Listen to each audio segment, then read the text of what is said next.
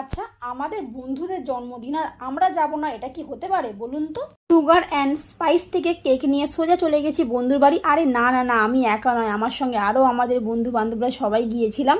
এই যে আমাদের অভিজ্ঞতা, আমরা সবাই গিয়েছি। আর এখন আমাদের কেক কাটিং এর পালা। Happy birthday to you, happy birthday Sangeeta দিদি, হ্যাপি বার্থডে টু ইউ।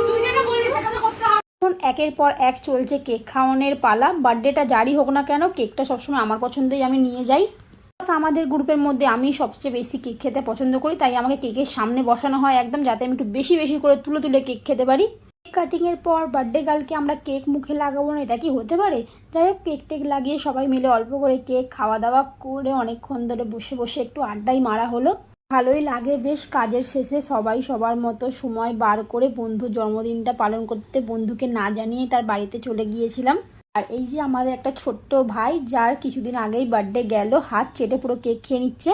খাওয়া দাওয়ার পর আমাদের বার্থডে গার্ল আমাদেরকে রাস্তায় ছাড়তে এসেছিলো, মানে বাড়ি আসছিলাম আমরা, ও নিচে নামলো আমাদেরকে ছাড়তে আসতে। তো যাই হোক, রাস্তায় নেমে আমরা তাও আমাদের নিজেদের আড্ডা মারাটা আমরা একদমই বন্ধ করি না, আমাদের মধ্যে এত হাসি আনন্দ হয়। তো যাই হোক, কারণ নজর না লাগুক, আমাদের বন্ধুত্ব এরকমই থাকুক সবসময়। চলো টাটা, ব্লগটা তাহলে এখানেই শেষ করলাম। টাটা।